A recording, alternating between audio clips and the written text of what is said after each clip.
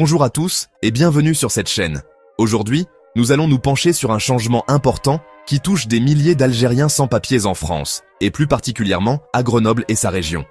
Depuis 16 ans, les travailleurs algériens sans papiers en Isère bénéficient d'un dispositif crucial, la possibilité de déposer collectivement des demandes de régularisation par l'intermédiaire de la CGT. Ce système n'était pas qu'une simple commodité administrative, il s'agissait d'un véritable soutien, d'une aide précieuse pour naviguer dans les méandres parfois complexes du droit des étrangers. Or, récemment, le ministre de l'Intérieur, Bruno Retailleau, a décidé de mettre fin à ce programme.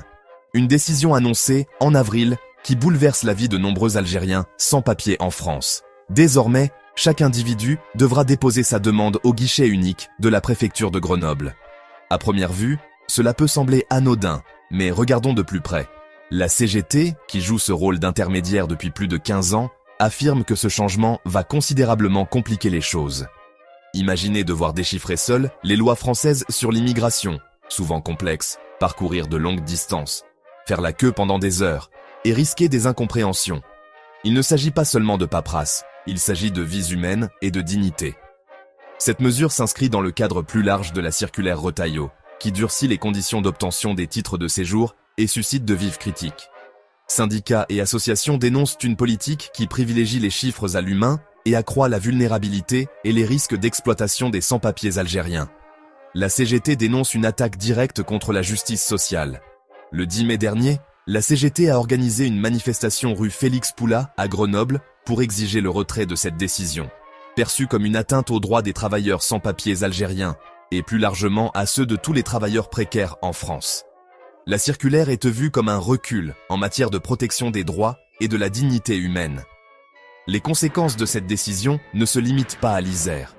Elles se feront sentir dans toute la France, notamment dans des secteurs qui emploient beaucoup de main-d'œuvre sans papier, comme le bâtiment, l'hôtellerie-restauration ou encore les services à la personne.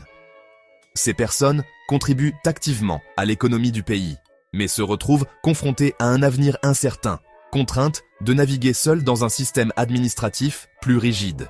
Il est important de rappeler que ce sont des personnes qui vivent, travaillent et contribuent à la société française, souvent dans l'ombre. Mettre fin à ce dispositif vieux de 16 ans, c'est les abandonner à leur sort dans un système de plus en plus hostile. La question est donc de savoir jusqu'où ira cette politique d'exclusion et quels seront ses effets à long terme sur le terrain pour les Algériens sans papiers en France. Merci de votre attention. Si vous avez trouvé cette vidéo instructive, n'hésitez pas à liker, à vous abonner et à activer la cloche de notification pour ne rien manquer de nos prochaines analyses. Restez informés, restez engagés et à bientôt.